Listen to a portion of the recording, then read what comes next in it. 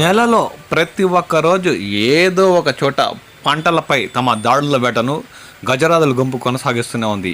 ఈ సంఘటనలు చిత్తూరు జిల్లా పుల్చల మండలంలోని పరిసర ప్రాంతాల్లో ఉన్న పంటలపై మామూలుగా మారాయి. దీంతో స్థానిక రైతులు ఆర్థికంగా మానసికంగా తీరని కష్ట నష్టాలు పాలవుతున్నారు.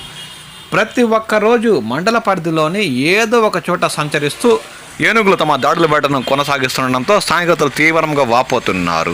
ఆది, సోమ, మంగళ, బుధ, గురు, శుక్ర, శని వారంలోని 7 రోజులు కూడా ఏదో ఒక చోట తిష్ట వేసి రాత్రైతే చాలు పంటలపై తమ దాడుల వేటను కొనసాగిస్తుండటంతో స్థానికంగా ఉన్న రైతులు ఆర్థికంగా చితికిపోతున్నారు. దీంతో సంబంధిత శాఖ అధికారులు ప్రత్యేక దృష్టి సారించి వాటిని దూర ప్రాంతాలకు తరిమేస్తే తప్ప తమకి ఈ సమస్య తీరలేదని స్థానిక రైతులు తీవ్రంగా ఆందోళన చెందుతున్నారు. శుక్రవారం అడవి నుండి బయలుదేరి సంచరిస్తున్న ఏనుగుల గుంపు శనివారం వేకువజామున పుల్చల మండలంలోని దేవలంపేట పంచాయతీలో పంటలపై తమ దాడుల పరంపర కొనసాగించడంతో స్థానికంగా ఉన్న టమోటా, మామిడి, వరి పంటలకు అపార నష్టం వాటిల్లింది. దేవలంపేట సమీపంలోని అడవి నుంచి వచ్చిన ఏనుగుల గుంపు చిన్ననగిరి, మిట్టమీద రాజపల్లి వద్ద రైతులు ప్రభాకర్, కృష్ణారెడ్డి, సుధాకర్ తదితర రైతులకు చెందిన టమోటా, వరి పంటలను ధ్వంసం చేశాయి.